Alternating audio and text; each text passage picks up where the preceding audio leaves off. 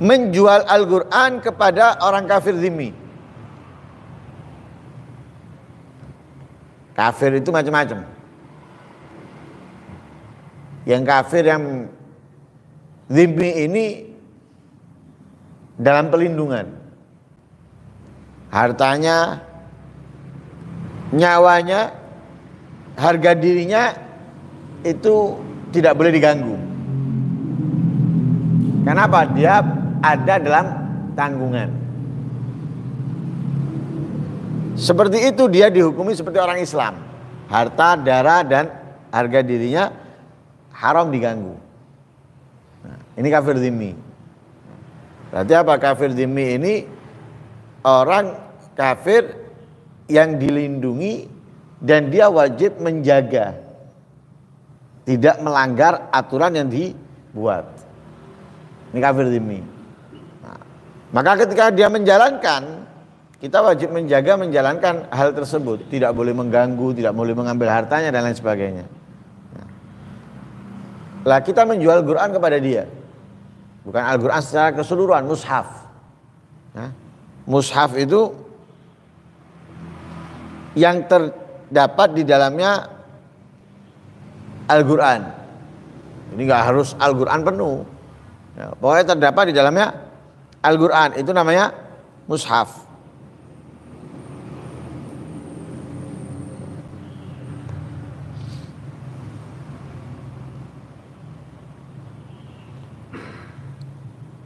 Lah kita menjual kepada dia mushaf, gimana? Boleh atau tidak? Di dalam hukum jual beli, syaratnya orang yang beli barang, syaratnya orang yang beli barang itu, kalau yang dibeli Al-Quran atau yang dibeli itu orang Muslim, budak Muslim, maka hukum yang membelinya harus Islam. Hukum yang membelinya harus Islam. Budak Muslim dibeli orang kafir nggak boleh. Yang beli harus Islam. Kecuali ketika dibeli otomatis menjadi merdeka dan semisalnya. Ini nggak masalah. Seperti contohnya apa? Ya, yang membeli anak yang dibeli adalah ayahnya. Dia anaknya kafir, ayahnya Muslim, budak tapi dibeli oleh anaknya. Nah ini ketika dibeli merdeka sudah. Ketika dibeli merdeka, ya, maka itu nggak apa-apa. Karena apa? Aman dari kehinaan. Nah, tapi kalau yang membeli nggak membuat si budak tadi itu merdeka. Budak Muslim tadi itu dibeli orang kafir dan pembelian ini nggak menyebabkan atau menjadikan budak ini merdeka, maka nggak boleh. Kenapa? Akan dihinakan Islam di situ. Makanya Islam ini jangan menghinakan dirinya, dia dimuliakan oleh agama, jangan dihinakan. Nah, karena kadang individual manusia ini menghinakan dirinya. Padahal Islam ini apa? A'izza 'alal kafirin, azillah 'alal mu'minin. Kalau sesama orang Muslim kita harus rendah, kita harus tawadhu. Kalau sama mereka nggak boleh kita rendah, ngelendek. Wong Islam, mau cucu, merengut, sinis. Hanya karena kata-kata misalnya dari ini menyakitkan hatinya sinis. Tapi lah wong kafir sengit, sik goyang-guyu ae. Senyum-senyum masih tidak ada masalah. Ini keliru, salah. Kalau ada orang Muslim sengit kepada orang Muslim lain, jangan dimasukkan hati. Lupakan. Jangan dipikir mana sati omongannya aja nih. Kurang ajar. Jangan dimasukkan hati wis. Anggap tidak krungu apa-apa. Tapi kalau orang kafir sengit, ya jangan diam. Jogon cangkemmu. Oh no. Nggih. Loh. Kan yang terjadi seperti Islam mengajarkan.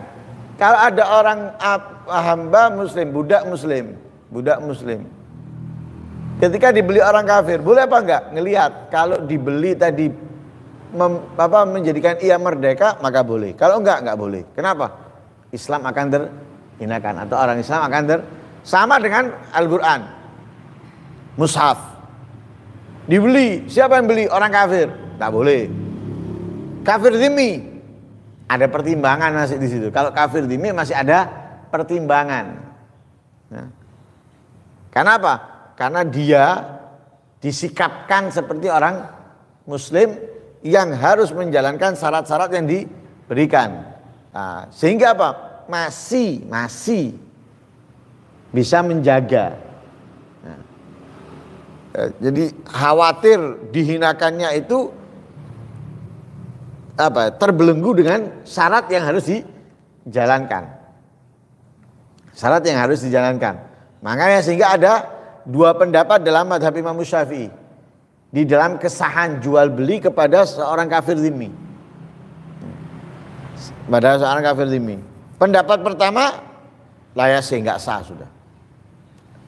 Pendapat yang pertama enggak sah. Pendapat yang kedua sah jual belinya. Akan tetapi setelah jual beli diperintahkan orang kafir zimmi yang membelinya ini menghilangkan kepemilikannya dia dari Al-Qur'an ini. Ya dia hadiahkan, disedekahkan atau semisalnya. Jadi bukan dimiliki, enggak, tapi diperintahkan untuk dihilangkan kepemilikan. Artinya apa? Diberikan, dihadiahkan atau yang lain sebagainya. Nah. Yang beli orang murtad, tadinya Islam dia, murtad. Saat murtad dia beli, nggak boleh, nggak sah jual belinya. Semisal Al-Quran, kitab hadis, dan semisalnya. Kemudian anak kecil, gimana dengan anak kecil atau orang gila membawa Al-Quran? Anak kecil yang belum mumayyiz. Kalau anak kecil mumayyiz nggak masalah, apalagi tujuan untuk belajar. Walaupun nggak punya wudhu itu. Anak kecil belum punya wudhu, tapi dia sudah mumayyiz, mau belajar, masih nggak apa-apa. Tapi kalau belum mumayyiz nggak bisa. Walaupun diwudhui, karena diwudhuinya itu sah kalau untuk tawaf, untuk tawaf, umroh atau haji dan semisalnya. Nah, ini nggak sah, nggak boleh. Kalau anak kecil belum mumayyiz atau orang gila itu tidak diperkenankan dibawakan kepada mereka Al-Quran. Ngawur. Nah, namanya orang gila atau namanya anak kecil yang belum mumayyiz, belum ngerti. Ini harus dimuliakan, ini harus dihormati. Kadang Al-Quran dibanting menjadi anak kecil. Nah, karena itu tidak diperbolehkan. Tujuannya apa? Makhafatan min intihaki hormati, khawatir direndahkan. Nah, itu tadi dilempar-lempar atau diinjek-injek, orang gila atau anak kecil. Sehingga bagi walinya orang gila tadi itu atau walinya anak kecil itu menjauhkan, menghindarkan, menghalangi orang gila ataupun anak kecil daripada membawanya. Nah, jadi letakkan di tempat yang sekiranya nggak diambil atau nggak dibuat mainan sama mereka. Nah, wali nggak ada, lagi keluar kota atau lagi kerja, ya apa? Ya yang mengetahui, yang melihat.